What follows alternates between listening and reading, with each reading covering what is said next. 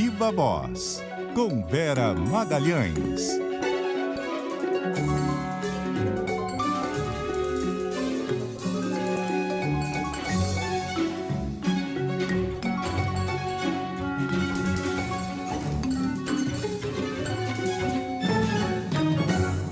Tururu. Não chega nunca esse tururu.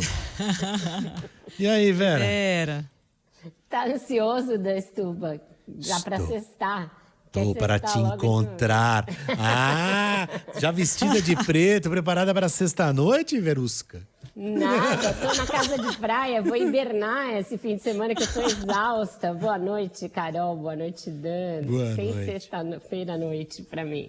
Poxa, o primeiro assunto separado aqui já não é fácil realmente, né? Mas só tem assunto difícil aqui com a Vera, nunca tem assunto fácil. Nossa, eu virei a chata da programação, quero fazer só Não, a gente fala de agora. política. Tem tema ameno em política no Brasil em 2022, Vera? Não tem. Mas tem tema repetitivo também. Ih, entrou um cachorro, hein? Apolo. Apolo tá bolado com a democracia. Mas o lance é que as coisas vão... Agora é o Bolsonaro de novo, ataques de novo ao STF, de novo a história de que a urna não funciona, pode não funcionar. Né, Vera? A coisa tá... Mas eu tenho a impressão que a coisa está... Como é que eu vou achar um termo correto aqui? Se radicalizando ainda mais, não sei se...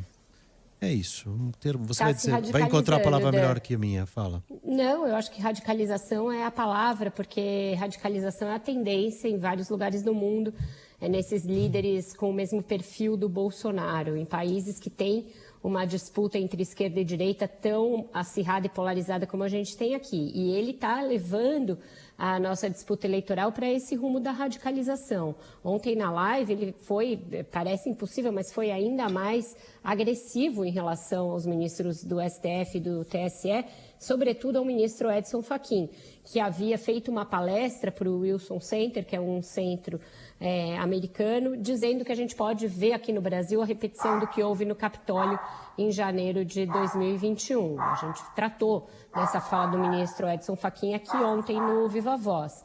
E ontem Bolsonaro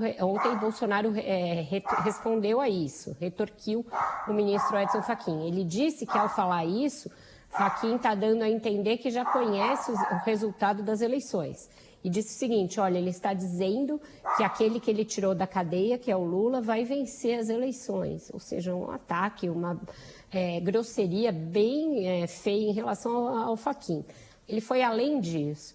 Ele disse que vai convocar os embaixadores, todos os embaixadores que estão no Brasil, para assistir àquele PowerPoint que já foi desmentido. Foi desmentido pela Polícia Federal, foi desmentido pelo TSE, não tem nenhum fato ali. E ele vai querer dizer que houve fraudes nas eleições de 14, nas eleições de 2018 e nas eleições municipais de 2020 também.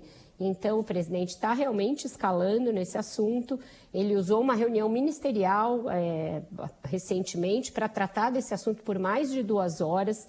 Falou a respeito dessa possibilidade de fraudes, falou a respeito dessa ideia de chamar os embaixadores. Então, esse é um assunto que está aí posto. Eu fui a Brasília e encontrei vários ministros embarcados nessa tese golpista do presidente, de que as urnas são sim frágeis, de que existe possibilidade de fraude eleitoral e não parece apenas suficiente que se mostre, que se audite, que se diga, que se desminta, porque ele sempre vai insistir nesse assunto. E aí, o que eu até ia te ouvir, isso tem eco? Quer dizer, claro que tem eco nas pessoas radicais e que já estão decididas e tal, mas ninguém está indeciso. Como é que as pessoas respondem a isso? A gente tem uma leitura do público e de como que as pessoas ficam em dúvida? Duas leituras possíveis, Dan. Uma são as pesquisas. As pesquisas quantitativas mostram que está aumentando o número de pessoas que não confiam nas urnas.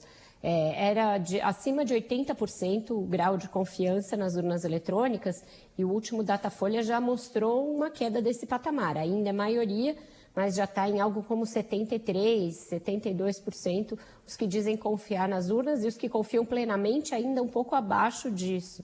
Então, é aquela coisa, água mole em pedra dura, tanto bate até que fura. A pessoa começa a ficar com uma caraminhola na cabeça e achar que de tanto falarem disso, alguma coisa tem, sendo que não tem. E eu ouvi de ministros de Estado e de deputados e senadores ligados ao Bolsonaro ecos dessa tese de que, olha, o Supremo e o TSE... Primeiro que o Supremo e o TSE querem realmente governar, estão se metendo em tudo, se metem em assuntos que não são da alçada do judiciário. Isso está super em evidência em Brasília. E segundo, também a tese das eleições, o ministro ficou fazendo eco daquela história, olha, os votos do Acre, olha, os votos do Nordeste em 2014 em relação ao Aécio e a Dilma, sendo que o PSDB já auditou aquela eleição, teve acesso a tudo, pôde colocar uma empresa indicada por ele próprio e não encontrou nada. Então, realmente é algo bastante preocupante, porque não tem evidência alguma, mas o presidente vai insistir nesse assunto, porque ele quer radicalizar. A palavra que você usou é ótima. Vem aí um dia 31 de julho em que vão às ruas fazer protestos contra as instituições, e depois o 7 de setembro e depois as eleições. Então, a gente está num processo de esquenta para essa radicalização. E as ruas ecoam, né? A gente teve mais um ato de violência, explosão de artefato no ato de campanha do Lula no Rio ontem. O carro do juiz que mandou prender o ex-ministro Milton Ribeiro foi atingido. Já tinha tido aquela história do drone lá em Minas. É muito preocupante, né? Muito preocupante, Carol. Esses atos não podem ser minimizados, tratados como molecagem, porque o que a gente tem visto, e isso está sendo monitorado por entidades que estão preocupadas com essa escalada antidemocrática e que estão na vigília pela garantia da segurança e da paz nas eleições, e tem observadores infiltrados em grupos bolsonaristas. E nesses grupos existe uma incitação para que, nos lugares onde haja eventos da campanha do ex-presidente Lula, haja protestos contra ele. Recentemente, numa reunião para plano de governo da campanha do Lula aqui em São Paulo, 3 pessoas conseguiram furar o bloqueio e entrar. Uma delas ficou a uma distância muito próxima do ex-presidente Lula. Desde então, ele teve a segurança reforçada, passou a usar colete à prova de bala nesses eventos, e ontem teve de novo esse uso de um artefato caseiro, com fezes e urina, mas também com explosivos. A primeira notícia é que não tinha sido ferido ninguém, mas uma pessoa já usou as redes sociais para dizer que a mulher dele foi sim ferida, com queimaduras por esse artefato. A gente teve esse ataque contra o carro do juiz que declarou a prisão, que decretou a prisão do ex-ministro Milton Ribeiro. Essas coisas não são aceitáveis, elas também ocorrem do outro lado. O próprio presidente Jair Bolsonaro foi vítima de um atentado à faca na campanha de 2018, então a gente não pode condescender com atos de violência durante a campanha eleitoral. E agora a gente tem um cenário muito propício para isso, porque o número de armas em circulação aumentou demais desde todos os decretos do presidente franqueando a posse, o uso, a compra de munições. A gente tem um cenário no Brasil para o qual é preciso estar muito atento, é preciso tomar muito cuidado. Vera, rapidinho, Márcio França vai para o Senado, né? Isso, vamos encerrar falando disso, porque é importante na disputa de São Paulo, tem poder de mudar o cenário da disputa aqui. Sim. Ele estava em segundo lugar na disputa para governo do Estado, mas cedeu aos apelos do ex-presidente Lula, anunciou apoio a Fernando Haddad e vai para o Senado. Contribuiu muito para isso o fato da disputa para o Senado ter ficado mais fácil com a saída do apresentador José Luiz da Atena do páreo.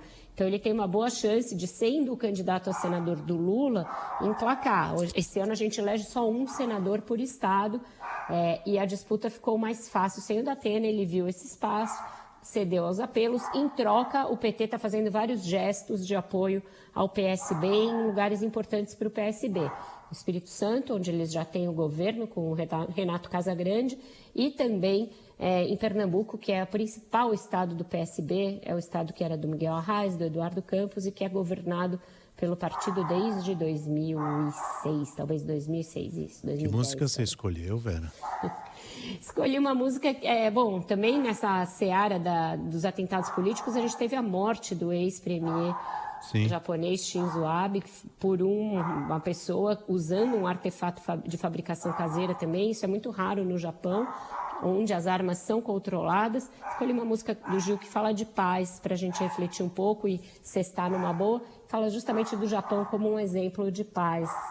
Mesmo nesses lugares, a radicalização está crescendo.